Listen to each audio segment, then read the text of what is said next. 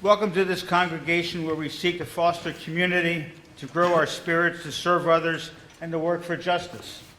Whoever you are, whomever you love, whatever your background or beliefs, we're glad you're here with us and hope you feel right at home. Please join us after the service for coffee and fellowship in the cafeteria down the hall. Today's speaker is Mark Lichty. He has long been involved in issues of social justice and change through organizations such as Common Cause, Project for Nuclear Awareness, and many others. He's an attorney and a former CEO of Buston Industrial Products. He is also a UU from the UU Fellowship of the Poconos, so a special welcome to Mark today. He's deeply concerned about safety issues not being addressed by the oil and gas industry. Putting his concerns into action, he is the executive producer of the film Groundswell Rising, which explores the moral and ethical issues caused by fracking, the technology currently used throughout the U.S. to extract oil and gas from the planet. Please welcome Mark to our community.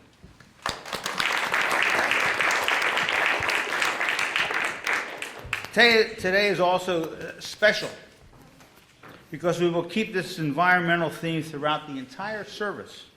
Our seventh principle encourages us to affirm and promote respect for the interdependent web of all existence, of which we are part.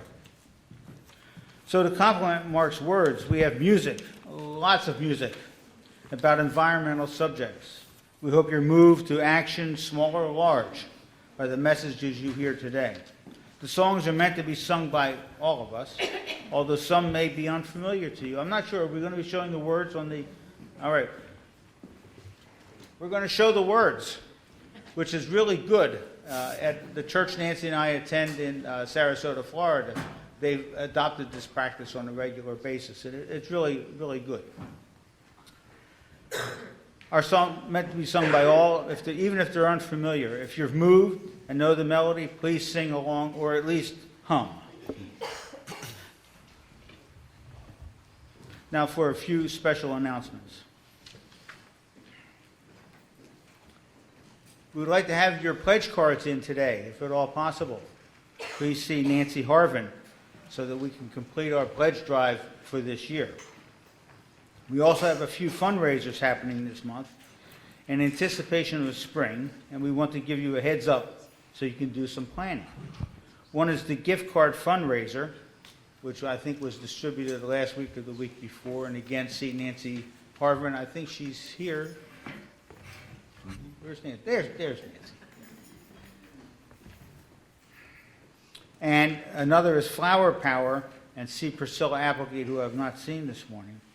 Nancy Lash will also have spring, summer, and Passover items available on the craft table in the cafeteria. Big event coming up. Our annual Passover Seder will be held on Sunday, April 24th.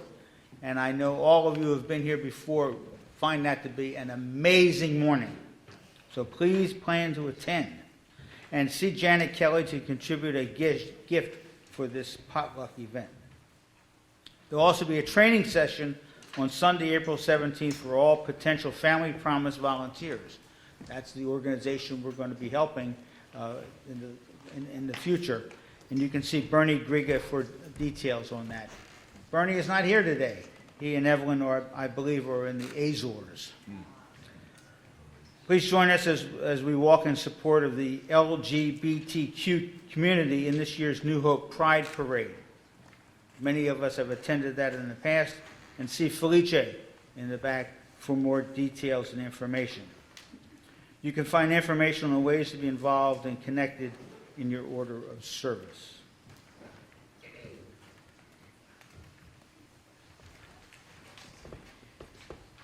Let us now enter into worship together.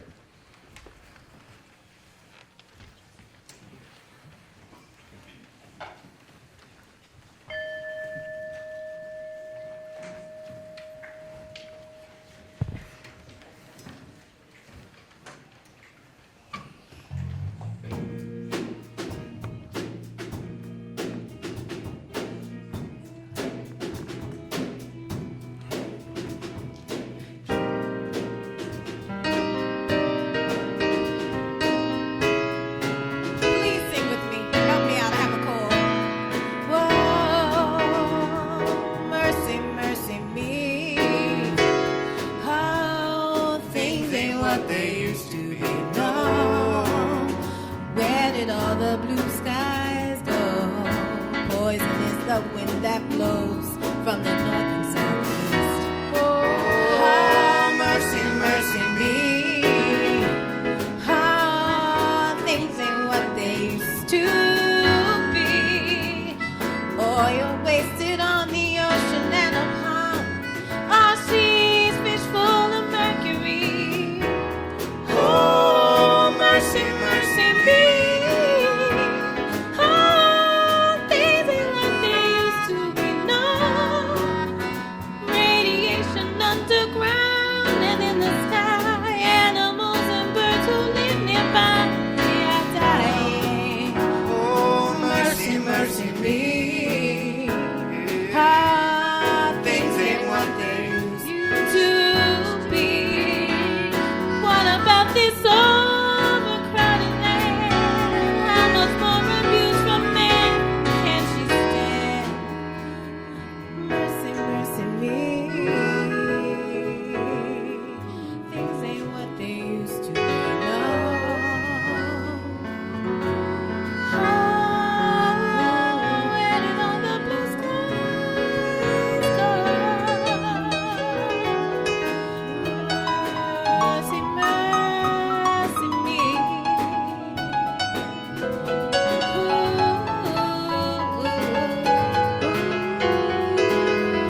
Poison is the wind, our seas, fish full of mercury. Oh, mercy, mercy me. Mercy me. Oh, things ain't what they used to be.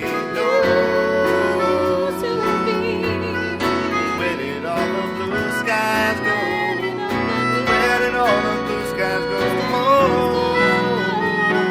mercy, mercy me. Things ain't what they used to be. No,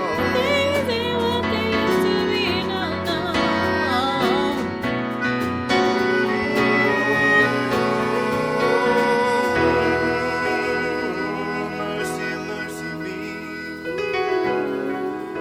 Oh, things ain't what they used to be.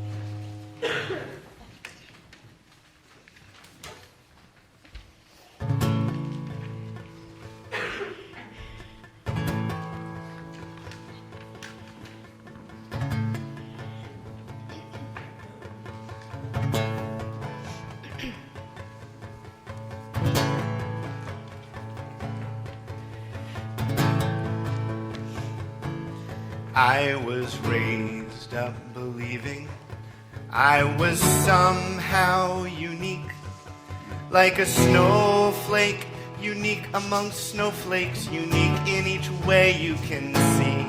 And now, after some thinking, I'd say I'd rather be a functioning cog in some great machinery, serving something beyond me. But I don't know what that will be. I'll get back to you someday soon. You will see.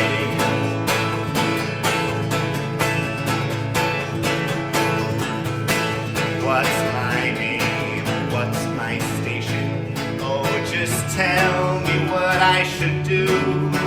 I don't need to be kind to the armies of night that would do such injustice to you.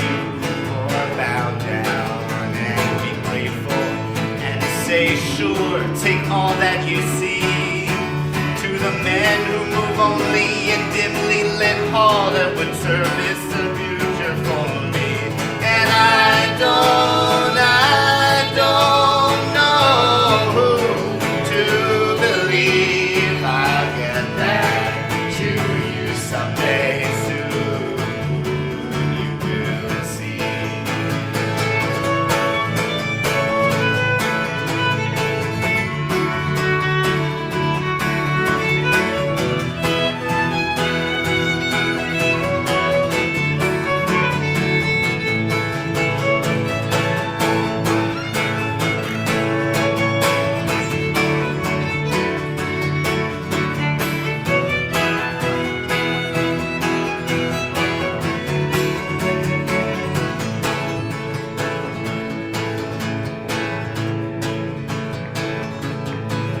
If I know only one thing, it's that everything that I see of the world outside is so inconceivable. Often I barely can speak.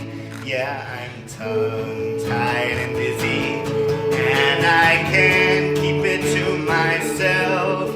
What good is it to sing helplessness blues? Why should I wait for anyone else? And I know you will keep me on the shelf. I'll get back to you someday soon, I said. And I know you will keep me on the shelf. I'll get back to you someday soon, myself. And I know you will keep me on the shelf. I'll get back to you someday soon, myself.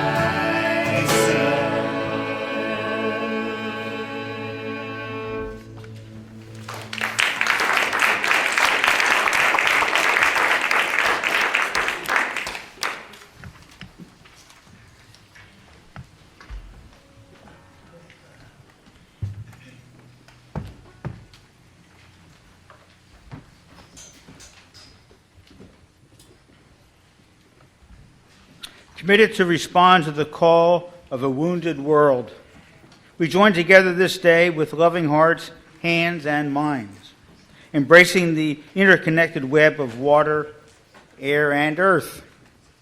We light a fire of sustaining hope, ever bright with love and justice. May we bring forth this day new wisdom, strength, and courage to create a new world, not of wealth, but well-being, a world of new peace and abundance for all. As we give thanks for this earth, our shared and singular home, may we dedicate ourselves to its ongoing care. Rising to the calls deep within us and all around us, may we respond today and always with courage and love. At this time, I invite you to rise in body or spirit and join us to sing This Pretty Planet. Avi and company will lead us in this song to be done in a round. So, for those of you who know me, there's always a round somewhere around. We're going to sing it together a couple of times, and then I'm going to start, then Avi's going to sing this. It's 3 parts. Going to sing the second part, and Carol and Sydney are going to sing the third part. You can pick a person to follow, okay? So you get to freeform this, but it's a beautiful song. And listen to the harmonies. It's very nice. We'll sing it together twice through, and then we'll sing it around. And here it comes. This pretty planet spinning through space, your garden, your harbor, your holy place.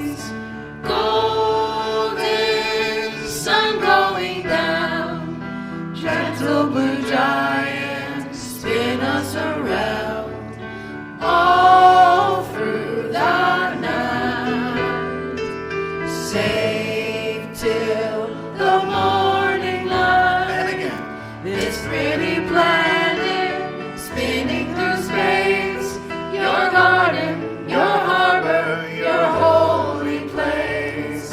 Golden sun going down, gentle blue giants spin us around, all through the night, safe till the morning light. This pretty planet spinning through space, your garden, your harbor, your holy place. This pretty planet sun spinning through going space, down, your garden, your harbor, your spin us holy around. place. This pretty planet spinning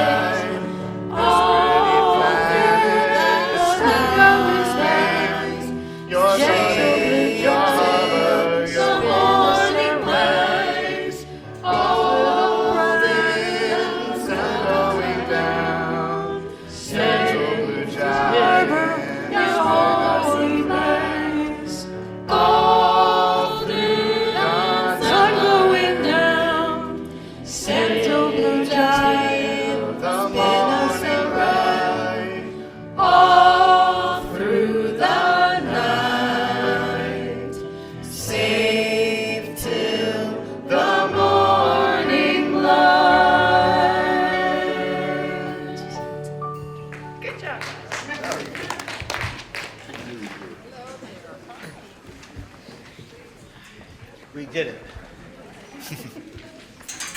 Children, young and old, are now invited to join Avi up front for a song about our precious earth. Avi? All right, so any of you who are young at heart, come on over and join me right around here. And actually, today, come on over. We're going from a central place to a place with the May. You can have a seat. Go ahead, take a load off. We're going to be here for a while. Not that long. But it's true, it's good that you guys are gathered right here because, you know, it's April. Doesn't really feel like April, does it? Not like how April normally feels. But I want to know, have any of you been to a forest recently? Go ahead, raise your hand if you've been to a forest recently.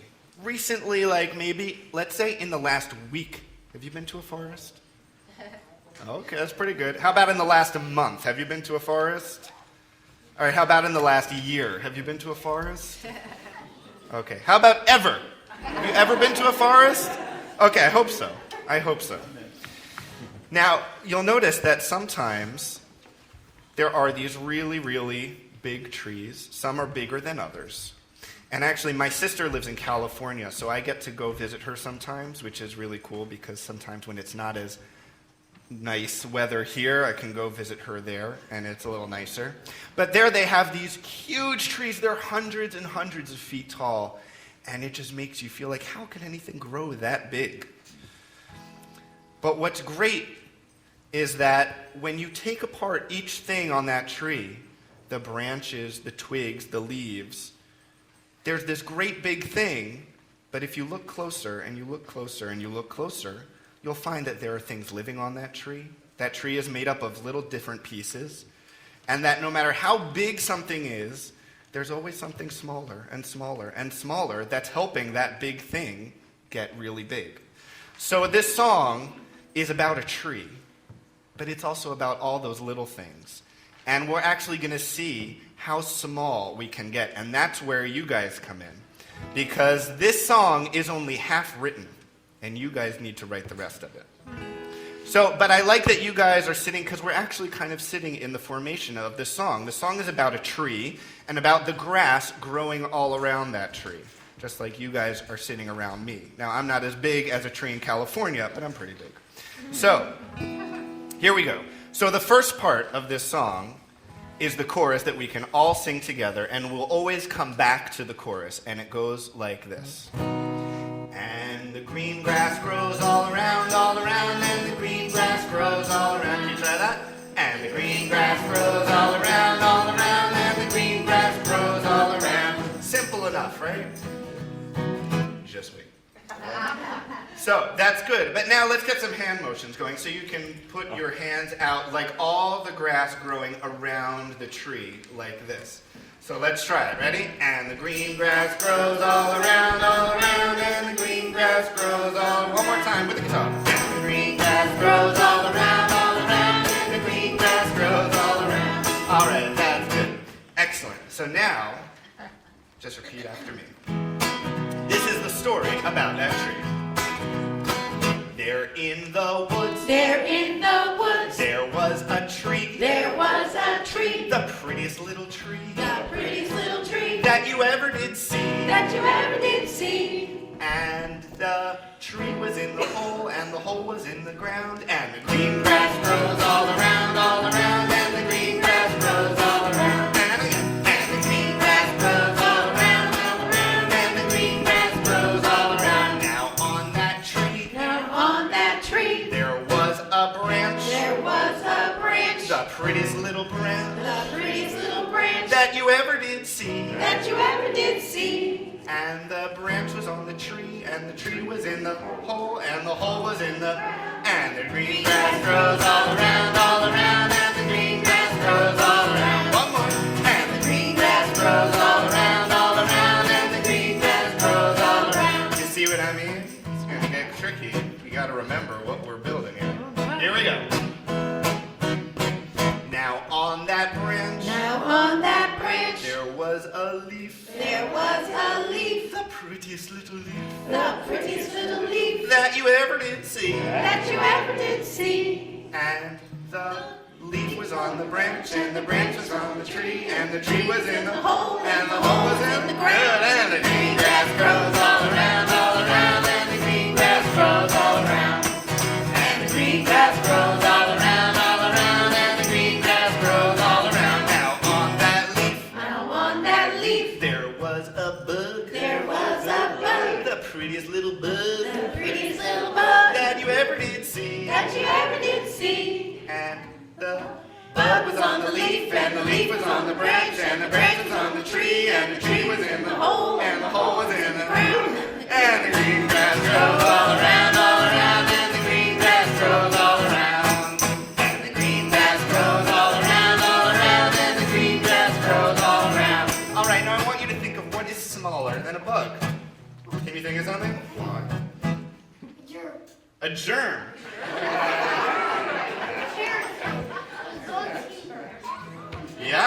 Yeah, that's true. Absolutely. Here we go. Now on that bug, there was a germ. The prettiest little germ that you ever did see. And the germ was on the bug, and the bug was on the leaf, and the leaf was on the branch, and the branch was on the tree, and the tree was in the hole, and the hole was in the ground. And the green grass grows all around, and the green grass grows all around, and the green grass grows all around, and the green grass grows all around. Now on that germ, there was a what? A gnat? All right. Gnats like those things that you swat away from your face because they're just flying around all the time. All right. There was a gnat. The prettiest little gnat. That you ever did see. And the gnat was on the germ, and the germ was on the bug, and the bug was on the leaf, and the leaf was on the branch, and the branch was on the tree, and the tree was in the hole, and the hole was in the ground. And the green grass grows all around, and the green grass grows all around, and the green grass grows all around, and the green grass grows all around. Now on that gnat, there was a Dinosaur. what was that? There was a dinosaur. The prettiest little dinosaur that you ever did see.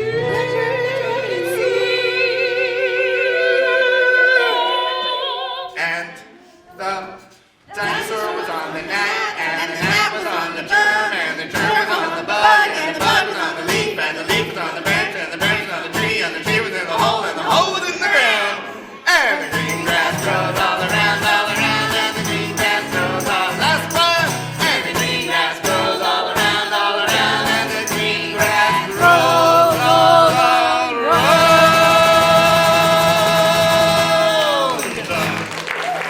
Thank you very much for helping me with our treat. You may return to your seats. Well, if you came today in a certain mood, without a smile on your face, that's all been corrected. You can all smile the rest of the day. Wasn't that fun?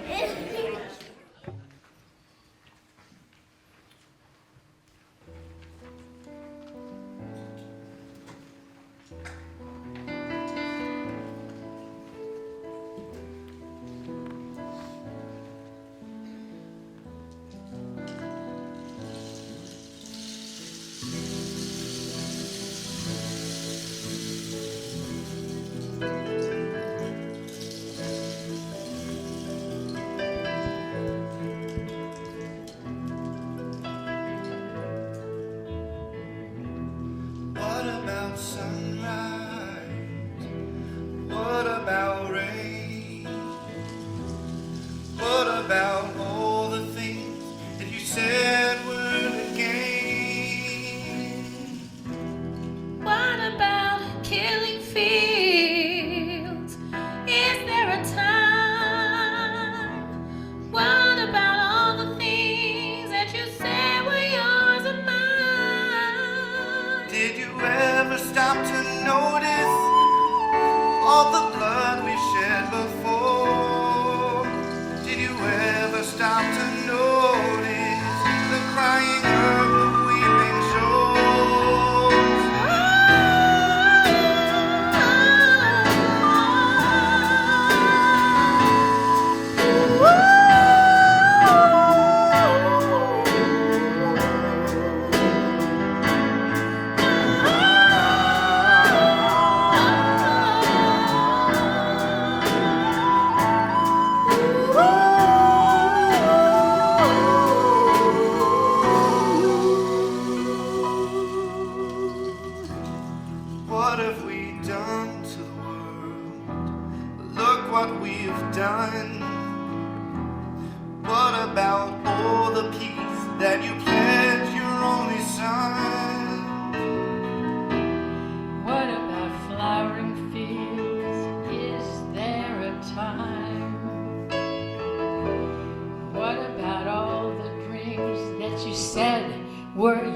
isn't mine. Did you ever stop to notice all the children dead from war?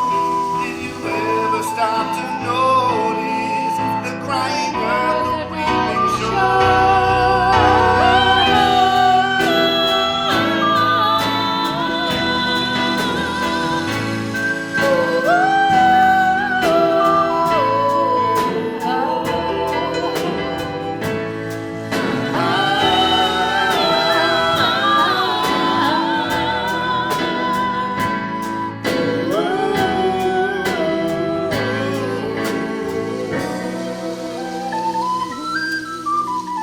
I used to dream, I used to glance beyond the stars. Now I don't know where we are, although I know we've traveled far.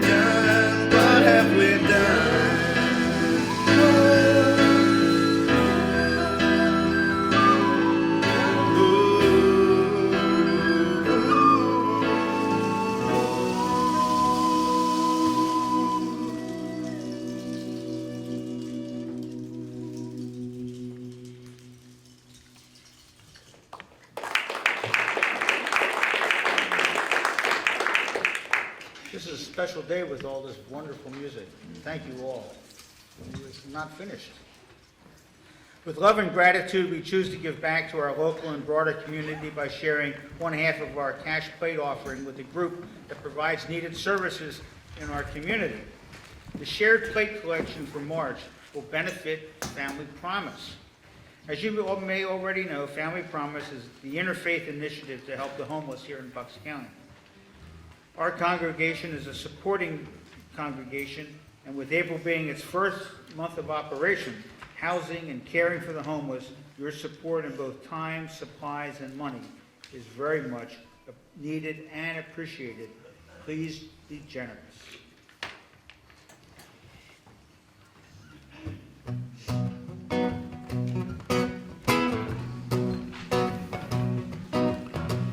Good planets are rare indeed.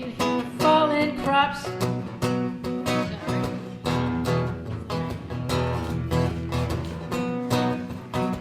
Okay, I'm gonna start again. Good.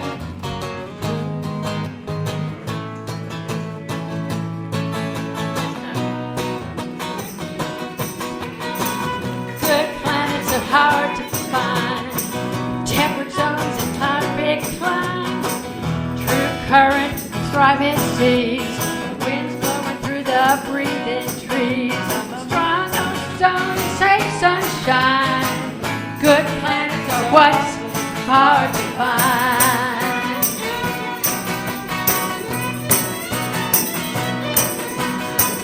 Good planets are in demand. Clean beaches and sparkling sand. Land masses with room to spare.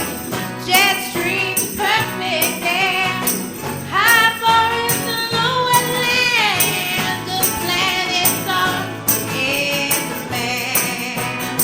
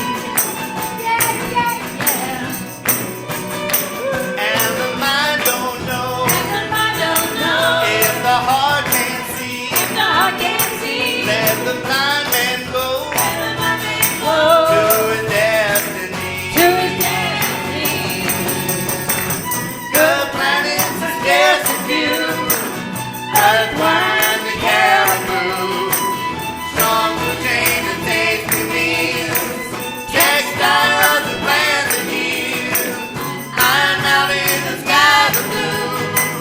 Good planet, yes, it's you. Hard to find. They're hard to find. Hard to Hard to find. Good planets. They're hard to Hard to find. Good planets. find. They're hard to find. Good planets. Hard to find. Good planets. Hard to find. Good planets. Hard to find.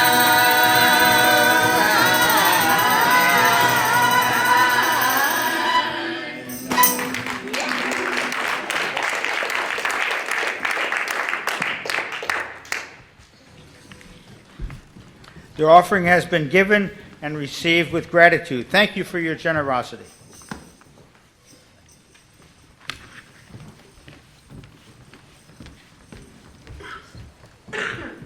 At this time, I'd like to present Mark Lichty. Mark?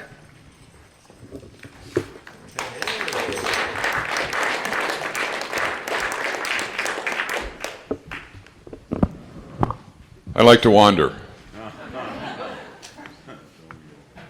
Good planets are hard to find, indeed. It feels really good to be embraced by your music here today. It uplifts my spirit. So I had a really hard time finding this church today. I went way out into the country. I finally asked a farmer. I said to him, "Am I too far out for the Unitarian Church?" And he said, "Nobody's too far out for the Unitarian Church."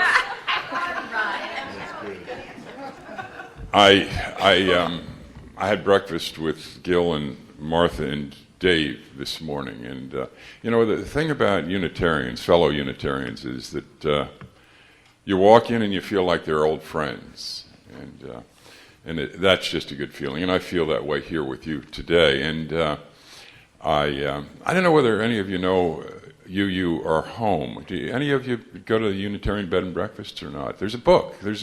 Whenever I travel, I go to Unitarian bed and breakfasts. There's a whole book on that. You should get it. You are home. It's the only way to travel, and you show up and you meet people like you that have bed and breakfast. It's wonderful. That's the only way. I don't go to. I mean, they don't have them in every town, obviously, but anyway, that's a pitch for that. But so I'm here today to tell you that even though you don't have shale deposits, even though you don't have wells in your backyard, fracking is your issue. It's everybody's issue. It's everybody's issue. Mike, were you going to show a portion of the film, or?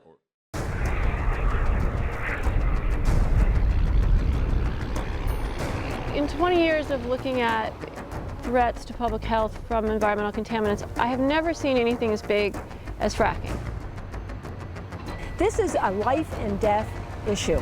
This is an issue that affects not only our personal lives, our communities' lives, but it also affects future generations. This is the most dangerous moment in American history. We are either going to be a nation that's of and by and for the people, or of and by and for large corporations and the wealthy. If all other industries that use chemicals are required to abide by federal standards for air and water protection, why is this industry exempt? What we see in some of these wells today may really be only the beginning before the larger contaminant load arrives over years, maybe decades, maybe a century. It's only the act of a few that are allowing it to happen. It's the act of many getting together that can stop the actions of a few. We are the ones that have to speak up and tell our elected representatives what we want them to do. Ultimately, we vote these people in and we can vote them out. They have to prove that they can do it right. We don't have to prove that they're doing it wrong, although we're bringing story after story after story to public scrutiny. When the industry says there's no harm done, actually it's not a true statement. My hair started falling out. I was having heart palpitations. Chronic nosebleeds. I have a lesion in my spinal cord and nobody can figure out why it's there. My 4-year-old gets rashes and he gets crippling stomach pain. And all you can do is hold him till he stops screaming. I just sometimes lay awake at night and wonder, what are we giving our kids? We're talking about the same drinking water everybody is relying upon. This should not be a political issue. This is the moral issue of our time. The principle ought to be, if the chemical is not allowed to be in groundwater, it shouldn't be legal to inject it into the ground. If Gandhi could challenge the British Empire for salt, we are going to challenge these corporations to protect our water.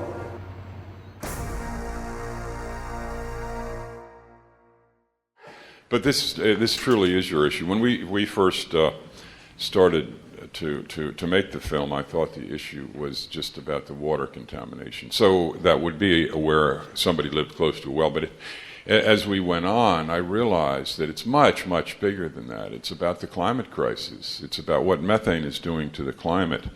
And so it indeed affects you all. And your brothers and sisters, our brothers and sisters in the what I call the sacrifice zones, in the zones where they're doing the fracking, they're our brothers and sisters, and so we have some moral duty to them, and we're going to talk about that. We're going to talk about why this is your issue. We're going to talk about why this is a moral issue, and too, by the way, I am wearing this shirt that has the Lord's Prayer on it. It says, "Is fracking what is meant by thy will be done on earth as it is in heaven?" So this is indeed a moral issue. And I may say some things this morning that make you feel somewhat uncomfortable.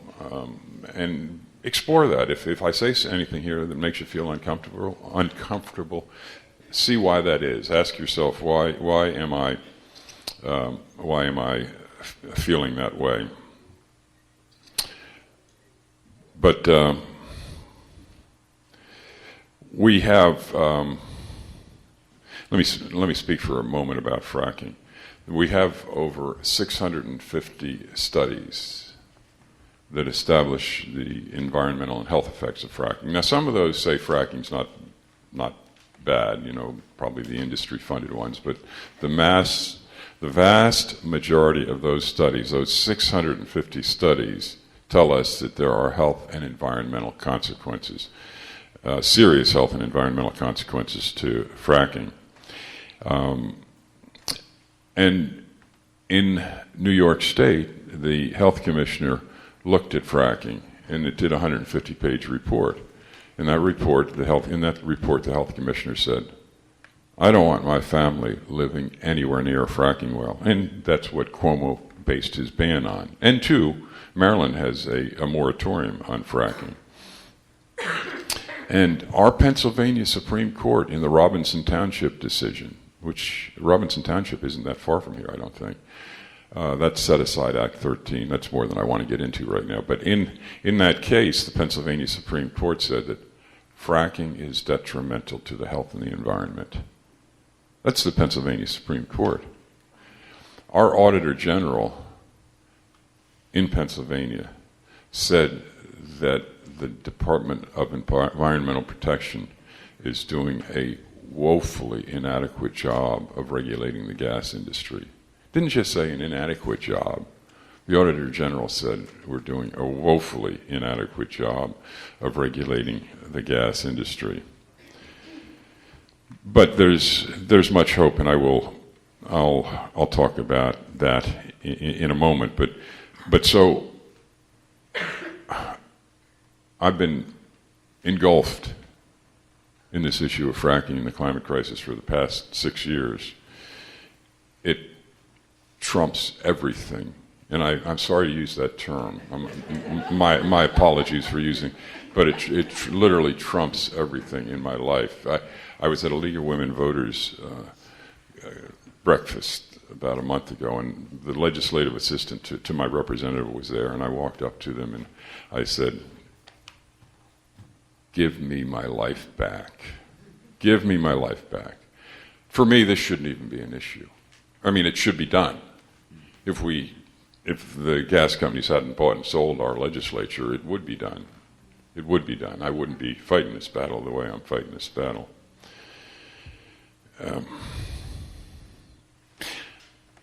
You'll notice when I speak today, I'll use the word climate crisis. I don't use the term climate change. Climate change is way too passive.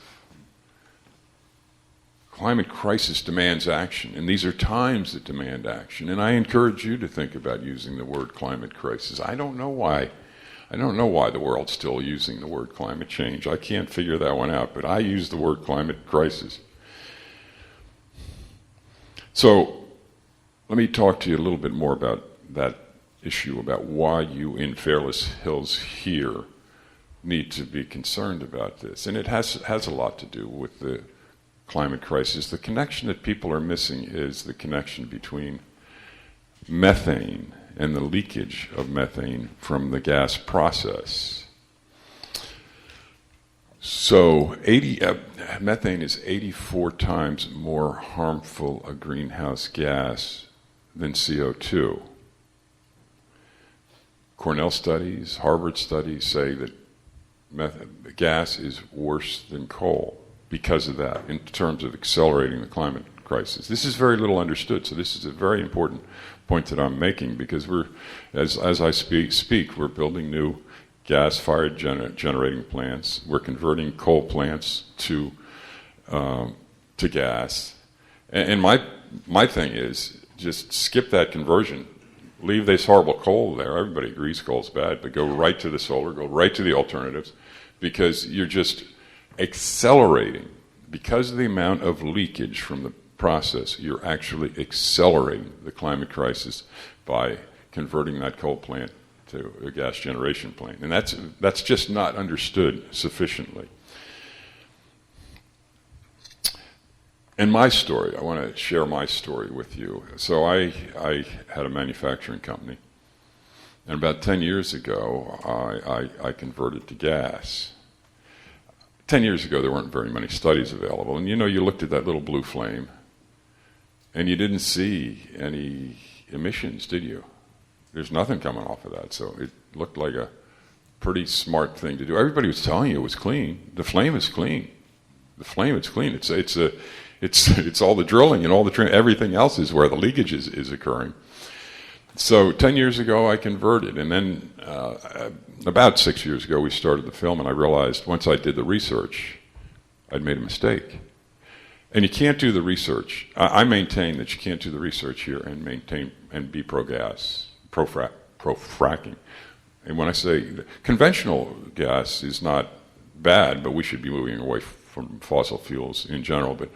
But high-pressure hydraulic fracturing, and since we didn't see the film, usually we see a little bit of the film. Maybe I should have mentioned a little bit about this, and I'm going to back up just for a second, so I don't, and I'll come back to my own story.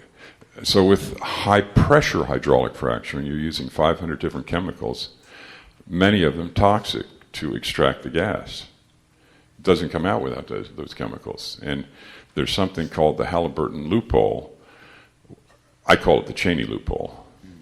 That was passed in the Energy Policy Act of 2005 that permits all of those toxic chemicals to be injected into the ground to let the gas come out. It's the only industry that is exempted from the Clean Drinking Water Act and 5 other federal acts. The only industry that's exempted from all those acts.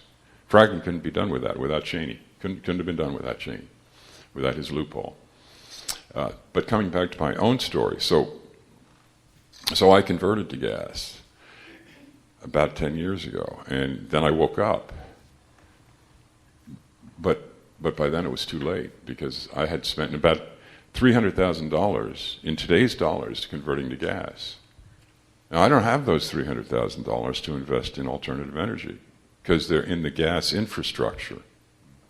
It's in gas infrastructure, just like the Pennsylvania is doing. They're investing in pipelines, they're investing in compressors, they're investing in gas infrastructure. Well, what happens when you invest in gas infrastructure? You don't have the money for alternative infrastructure. That's where I'm at. That's exactly where I'm at. And so my story is a very important story, and I make the industry uncomfortable because of the significance of that story. It's a big story. And I've been attacked by industry, but it doesn't matter. You got to do what you got to do. In fact, just a request, if any of you know of a manufacturer, I was a manufacturer, we employed about 70 people. If you know of a manufacturer that's willing to stand up on this issue, I want to get a bunch of manufacturers to go see Wolf, because he too was a manufacturer and would understand what I'm speaking about. But right now, he's still pro-fracking. He did stop fracking on there's a moratorium on fracking on public lands, but other than that, we can't get him. We can't reach him. So let me come back to the moral issues around fracking, and I want to read to you a little bit from the Pope's encyclical. That is an amazing document. What leadership from the Pope! Unfortunately, I wish the priests would follow him. They just don't do. They're worried about losing their congregations, their constituency, and the Pope is willing to be as courageous as any Pope we've seen, certainly in our lifetime, and probably in hundreds of years. But the priests aren't following suit. But anyway, in the encyclical, the Pope said, "It is no longer enough then simply to state that we should be concerned for future generations. Leaving an inhabitable planet to future generations is first and foremost up to us. The issue is one which dramatically affects us all, for it has to do with the ultimate meaning of our earthly sojourn." And he goes on in this encyclical to say, "We know that technology based on the use of highly polluting fossil fuels needs to be replaced without delay. Politics and business have been slow to react in a way commensurate with the urgency of the challenges facing our world." The Unitarian Universalist said, "As we are called upon to affirm and promote respect for the interdependent web of all existence of which we are a part," and that's one of our principles. "We envision a world in which all people are assured a secure and meaningful life that is ecologically responsible and sustainable." Terry Allen, a Unitarian minister who we filmed down in D.C., said he said in our film that fracking is the moral issue of our time. Bob Edgar, who's a friend of mine, he's passed on. Any of you know Bob Edgar? He was from Delaware County. Well, you don't. Okay. Anyway, he was a congressman, and he said the faith community, this was 3 years ago when I filmed him, the faith community needs to stand up on this issue. And the Buddhists say, there has never been a more important time in history to bring the resources of Buddhism to bear on behalf of all living beings. Because the threats and disasters we face ultimately stem from the human mind and therefore require profound changes within our mind and from the three poisons of greed, ill will, and delusion. We need to awaken from the illusion of our separateness. The umbilical cord binding us to the earth cannot be severed. Certainly these are powerful words, but how do they translate into morality? Morality is a kind of a shifting thing, isn't it? Because once slavery was moral. Once child labor was moral. And I remember going up to Steamtown, and I saw the pictures of the kids sitting, hundreds and dozens of kids sitting on picking 10, 11, 12-year-old kids, those age kids, picking out the rocks from the coal. And all that was moral, right? All that was moral. So morality is a changing thing, and it's an evolving thing. We sometimes wish it would evolve more quickly, though, don't we? And so, also, why would we consider fracking a moral issue, and the climate crisis a moral issue? And I already made the point that fracking, I speak about fracking and the climate crisis in the same voice, because with the fracking, we're just accelerating the climate crisis. So Dan Brown, who's a Unitarian and also an attorney, said that in terms of morality, climate crisis is overwhelmingly caused by the wealthier, high-emitting nations but it's putting the poorer people in nations, those who have done the least to cause the problem, at the greatest risk. That's ironic. So when I was at the Paris climate talks, I ran into Nigel. Nigel lived in the Solomon Islands. The Solomon Islands were flooding. This is pretty, when your house is going to be washed away, this is pretty grave. And they didn't have anything to do with creating a climate crisis. And it's the same with Moldavia. You've probably all heard of that they've had this problem for years. And Dan Brown goes on to say, the harms to the victims are not minor consequences. They are potentially catastrophic, as I just pointed out with Nigel. And what about the morality of Exxon? You probably all saw this, that we now know that Exxon knew that fossil fuels were fueling the climate crisis for 30 years. They just suppressed it. They knew it. They had studies that told us that. And not only did they suppress it, but they actively fueled the denial machine. And fortunately, now I understand that 21 attorneys general, state attorneys general, are suing Exxon over that. So that's good news, and we'll see where that goes. So our film asks for the faith community to stand up on this issue, and I'm proud to tell you about your own Unitarian faith standing up on this. In the past year, I've become involved with UU Plan. That's your state legislative arm. How many of you know about UU Plan? Great. I can't tell you. What an organization. Anita Menser, a dear friend of mine, she in just 4 or 5 months managed to organize meetings with on this issue with the Secretary of Health, the Physician General, and the Secretary of Policy. And just on March 21st, we had an amazing faith community rally, March 21st, faith community rally in Harrisburg.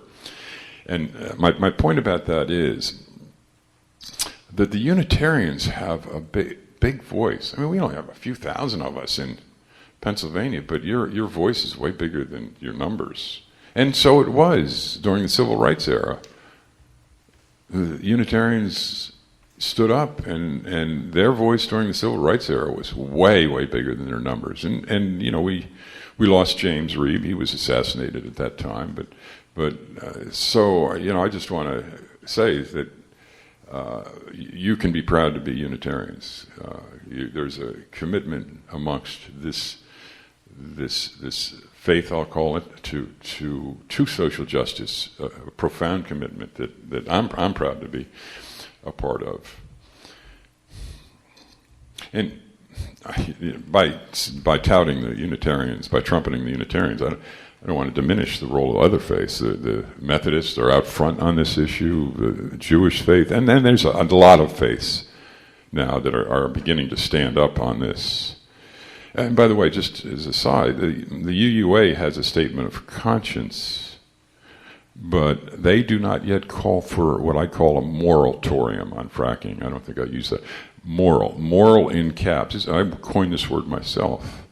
Moratorium. Moral in caps, because I want to do everything I can to reinforce the fact that this is a moral issue. So they don't call for that. They do, the GA a couple of years ago, they called to divest from fossil fuels, but they're taking 5 years to divest. I wish that were a little bit quicker. But that question for you folks, too, is has your congregation here chosen to divest? Have you chosen to divest from fossil fuels? You well know that the divestment process was what changed apartheid. That's made all the difference. So those are questions that you want to look at. I wanted to mention a little bit about the Paris climate talks. So I ended up in Paris by accident. I showed the film in Congress, and a fellow from PSR came up to me afterwards and said, "You got to go show the film in Paris." So I had a premiere in Paris, Paris profoundly affected me. I have to tell you, I came away with 3 things. Okay, I just got the time thing. I'm going to have to cut this shorter. Okay, you know what? You can talk to me about Paris later.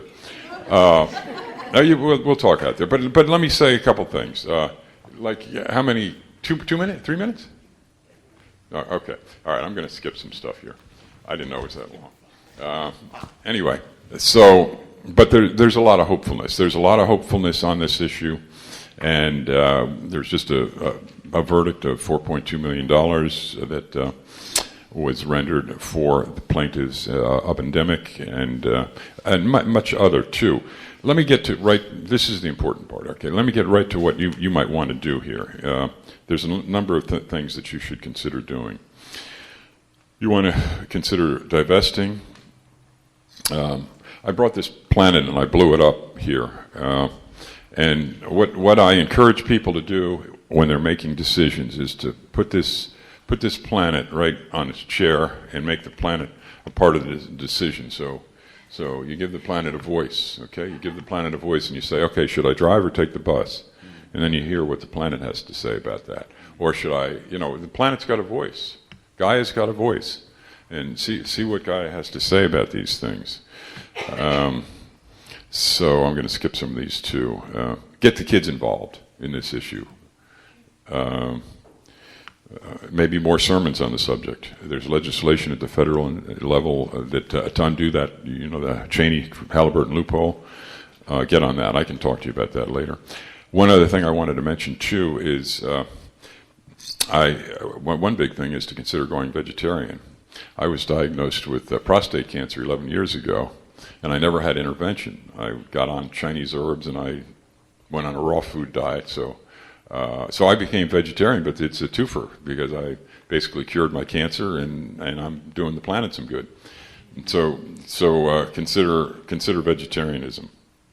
And 2, see the film. I have 1 or 2 copies with me. Use the film because, and in fact, you don't even have to buy the film.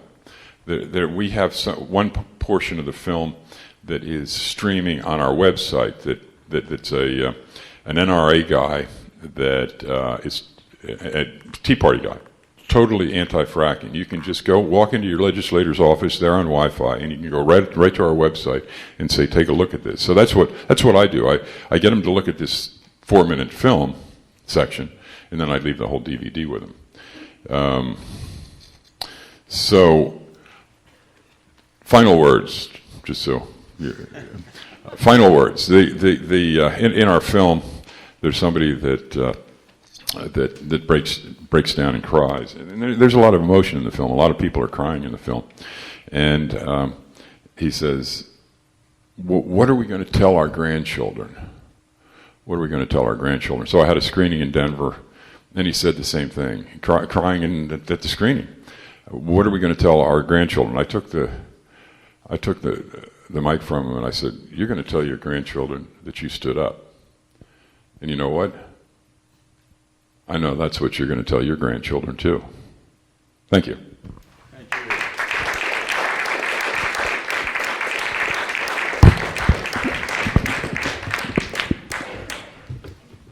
I invite you now to rise in body or in spirit and join us in our closing song, a song many of us know and enjoyed singing in the past, Joni Mitchell's Big Yellow Taxi. Please sing along.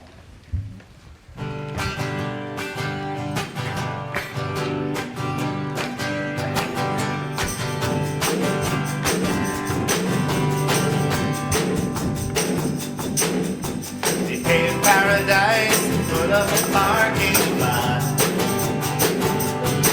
with a pink hotel, teeth, and a swinging hot spot. Here we go. Don't it always seem to go that you don't know what you got till it's gone? You paved paradise and put up a parking lot. Ooh, la la la la. They paved paradise and put up a parking lot. Ooh, la la la la. They take all the trees, put them in a tree museum, and they charge the people $150 just to see them. Oh,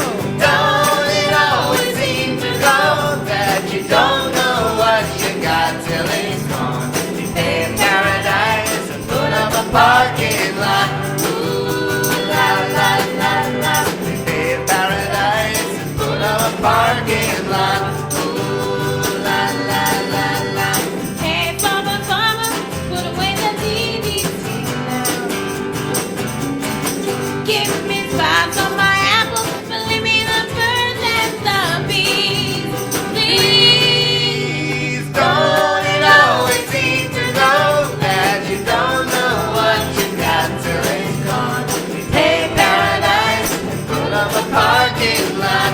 Ooh, la la la la. We paved paradise and put up a parking lot. Ooh, la la la la. Late last night, I heard the screen door slam, and a big yellow tractor took away my home and my land.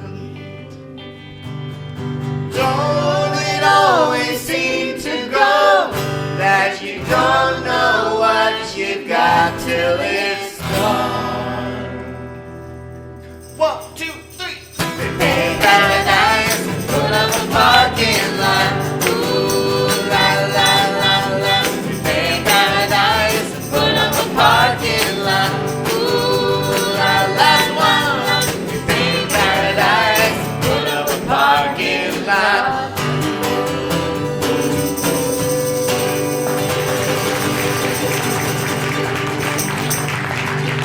Another round of applause for the music makers.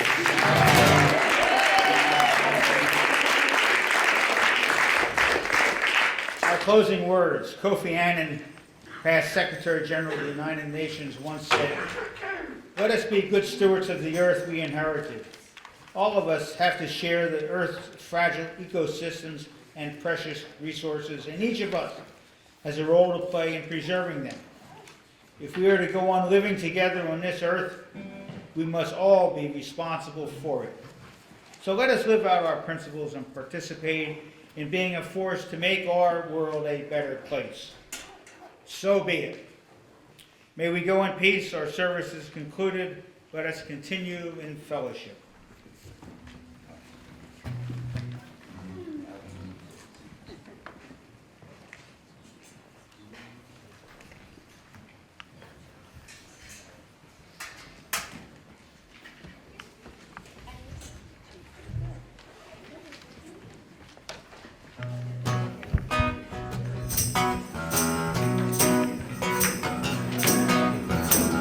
Good plants are hard to find.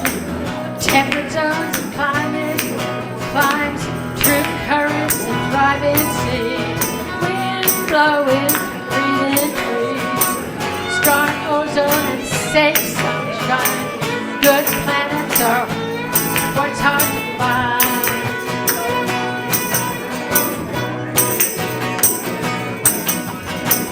Good planets are in demand. Clay beaches, sparkling sand. Land masses with room to spare. Jet streams and perfect air. High forests and lowland lands. Good planets are in demand.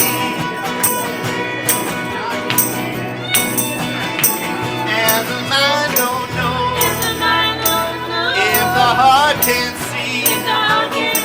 Let the blind man go. Do it, there's a need.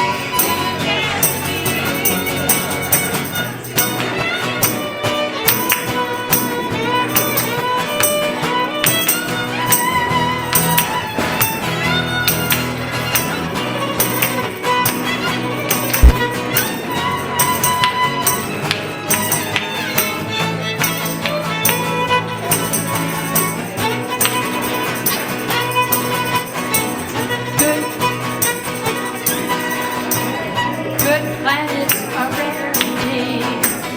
Rain falling on crops and seeds. Oh, big rivers and good topsoil. Green gardens and all we need. Good planets. Good planets are rare indeed.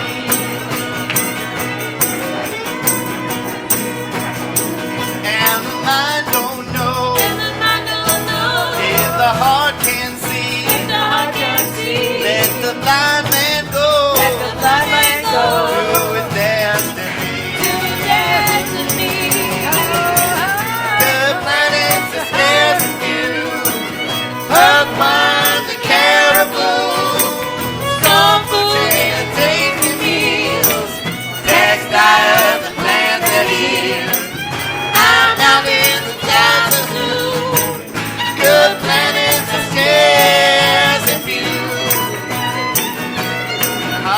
find. Hard to find. Hard to find good planets. Hard to find good planets. Hard to find good planets. Hard to find good planets. Hard to find good planets. Hard to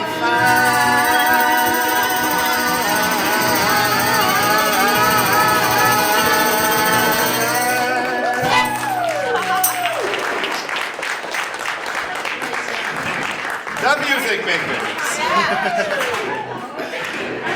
Thank you, Fairless Hills. Good night.